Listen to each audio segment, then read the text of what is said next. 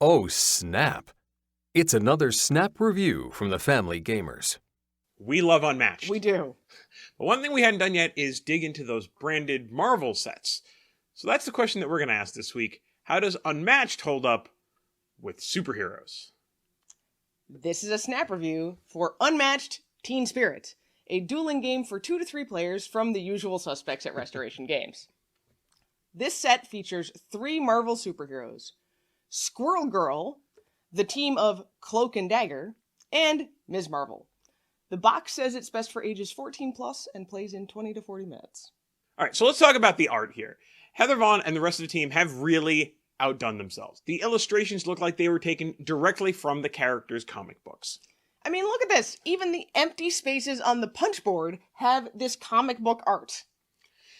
The figurines and graphic design are exactly what we've come to expect from Unmatched. Even more, the characters are strongly color-coded everywhere, so you can tell them apart at a glance, not just the card backs and the rings on the figures, but even the backgrounds of each card image.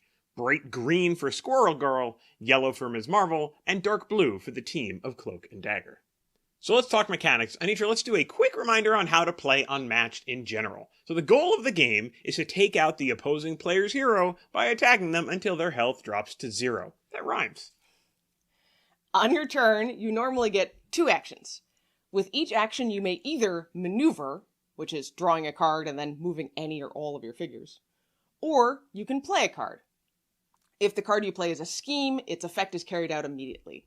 If it's an attack, your opponent has a chance to play a defense card, then resolve any immediate effects, during combat effects, or after combat effects on both the attack and defense cards. In addition to their unique deck of cards, every character also has a special ability that changes some aspect of how they approach the game. Ms. Marvel can stretch to attack opponents 2 spaces away. Cloak and Dagger get bonuses after dealing damage, and Squirrel Girl summons squirrels, of course. It's great! Squirrels are small fighter sidekicks, so they can share spaces with each other, with Squirrel Girl, or with her opponents. The board also has a feature we haven't seen before: battlefield items. These are randomly placed in the designated spots on the board, and when your character is on that space, they may use the token. Scheme items may be used as if you were playing a scheme card. Combat items can be used to augment a combat card, either attack or defense. Either way, discard that item after using it. Either 2 or 3 players can fight in a free-for-all here. And of course you can mix and match it with any other Unmatched set, creating 2-player team-ups or 4-player brawls. So Anitra, what did we expect from Unmatched Teen Spirit? Well, I really love Ms. Marvel. I also love Unmatched, and it's one of my favorite games to play with my kids, so I jumped at the chance to try this set.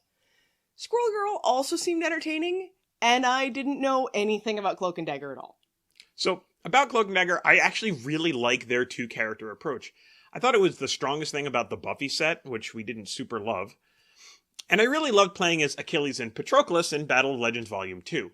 So I was hopeful that, although I didn't know a lot about Cloak and Dagger as characters, just like you, I'd enjoy playing with them. And I did. But there were also some surprises. I mean, every character in the set is different, which isn't really a surprise, but I really like the different approaches to comic book style melee fighters. Squirrel Girl's army of tiny little squirrels can be helpful, but you have to spread them out across the board to keep an opponent from knocking out too many at once. Cloak and Dagger are a very interesting pair of equally matched heroes, but like any multi-hero set, they really depend on each other. Once one of them is gone, the other one's going to struggle to stay in the fight. This is true, but I do want to say that Cloak and Dagger were really well balanced. I felt they were even more tightly coupled than any other characters in other sets like the ones I've mentioned before. It worked really well. They can even balance each other's hit points between them with certain cards, which I thought was really neat. That was really cool. I loved the irreverent quotes on Squirrel Girl's cards. It really adds to the comic book feel for me, with things like, "See, math comes in useful even in battle." The special battlefield items seem like a cool idea, but they just weren't that interesting. We used them sometimes, but it definitely wasn't worth going out of our way to take advantage of them and land on those spots. And they don't give any kind of ongoing benefit like high ground or secret passages, which we find in other sets. There is a lot of attitude in this set that we really like. Kind of like teenagers, I guess. Makes sense. Yeah. So, Andrew, do we recommend this Unmatched Marvel Teen Spirit? The Marvel characters do come with a little bit of a price tag. You're getting 3 characters for a little bit more than you probably would pay for 4 in a different set. It's worth it if you really love them. I really love Ms. Marvel. But otherwise, you can stick with the less expensive sets. So, Anitra, what are we going to rate Unmatched Teen Spirit from Restoration?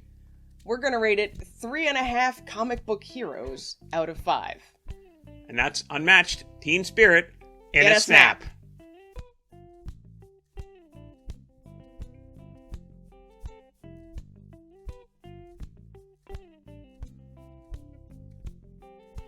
So, Andrew, do we recommend...